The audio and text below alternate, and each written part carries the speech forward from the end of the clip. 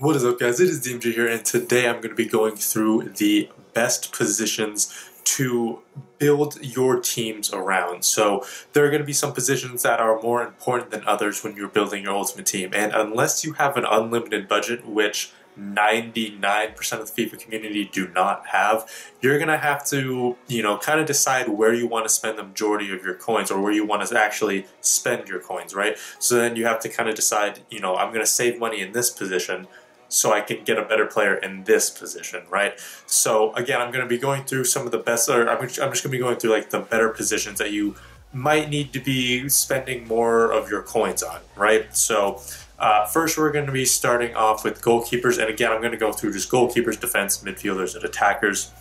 And again, just kind of say which positions are more important, which ones maybe are not as important, which ones you can, kind of skimp on, and which positions you kind of need to spend more coins on in order to give yourself the best chance of winning your games. So for goalkeepers, what I've noticed so far is that there are not a lot of great lower to mid-tier goalies, right? In FIFA 17 there was Jack Butland, in FIFA 18 there was Farman. In fact, in FIFA 17 there was also Farman.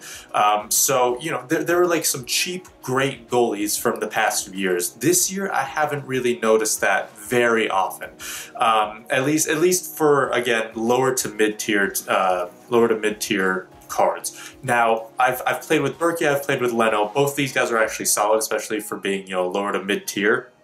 So, you can find a couple of gems for lower to mid-tier, but majority of the players, for goalies at least, are not going to be that great for lower to mid-tier, right? And for terms of Alisson, I used Ederson as well, and honestly, I preferred Berkey and Leno over Alisson and Ederson. So again, you kind of have to decide, you kind of have to play through games to decide who's actually good. But for, high-tier quality players, it's honestly kind of similar in a way, because I played with Handanovic, he's just not that good.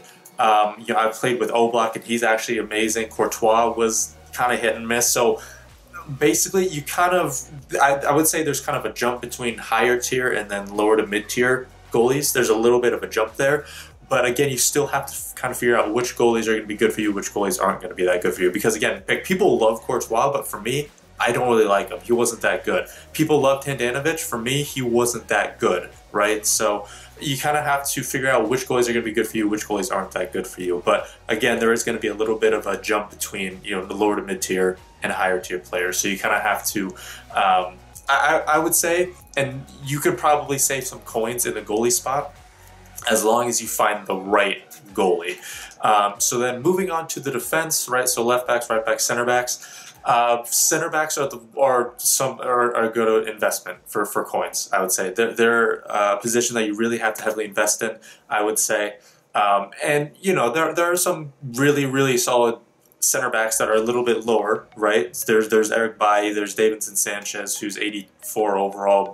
This is Bailly's in form, but his regular cards, like 15, 20k or so, maybe 30k. I doubt he's 30k, but he's around that price. It's decently cheap. So there are good center backs who are kind of lower tier. Then there's also insane center backs who are higher overall, right? Like Godin, like Varane. Hummels, in my opinion, wasn't really that great, but again, so you kind of have to figure out which center backs are good for you, and that's also just going to be per position, right? It's kind of figure out what players you want in your team, but you really need to invest in center backs that are good, because if you do have a center back that's not that great, such as Hummels, that's going to really lower your chances. I remember I had Varane and Lucas Hernandez right at center back for one of my teams, and I switched to Hummels and Davinson Sanchez, and then I'm using now Godin and Skriniar. And with Hummels and Davinson Sanchez, yes, Sanchez was good, but Hummels wasn't even really that bad either, but the quality level was a little bit different, right? It was just a little bit different, and that made me a lot less secure in my defense. So you really have to find top quality center backs, which doesn't necessarily mean highest overall, right? Because again, in form Bailly is going to be really good. Davinson Sanchez is going to be really good. You just have to find that very good top quality center backs that kind of go after putting your teams. Otherwise, you're going to be very vulnerable. For left backs and right backs, this is definitely the position that you can kind of skimp on for coins, for what I've noticed at least, because I mean, yeah, like Alexandro's good. He's definitely good. I'm not saying he's not. There are definitely good right backs as well. And I'm not saying there's not a discrepancy between Alexandro and Mendy or Alexandro and Gaia. Like there is, right? Alexandro's better than them.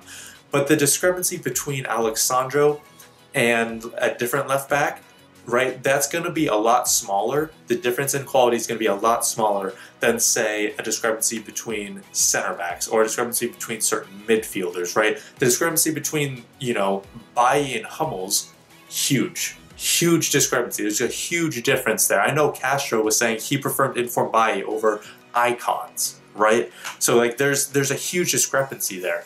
Whereas for left and right backs, there's not going to be a huge discrepancy. Again, yeah, Alexandro's good, but you don't, you know, you could find a decent left back who gets the job done, right? So at least for what I use, I don't need an insane, amazing left back. I just need a good left back who gets the job done. And I'm sure, you know, there's plenty of left backs who can kind of do that job. Again, you'd have to figure out which ones, but, you know, there are plenty of left backs and right backs who do that.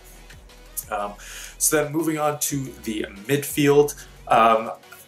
For defensive mids and center mids, this is also a very good spot to invest your coins in. So for defensive mids, and again, you have to figure out which, I'm saying this over and over again, you have to figure out which players you want in your team. Because for me, you know, if you look at Conte to Casemiro, right, I prefer Conte stats over Casemiro stats any day of the week. I would much prefer Conte over Casemiro in terms of stats. But I was actually not a huge fan of Conte because he is 5'6". There are times where he was, you know, in a good spot for an interception, but he was so small that he couldn't actually intercept it. Like Nainggolan's 5'9", but he was able to intercept it. Casemiro's 6'1", and he's easily able to intercept passes.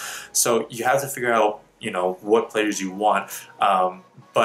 So again, you do have to figure out what players you want, but you also need top quality players in your midfield. I would say top quality players in your midfield is also a must when you are looking to build a new team. Same thing for center backs, right? And again, there's going to be a huge discrepancy between, you know, midfielders, right? A good midfielder and a bad midfielder than compared to other positions.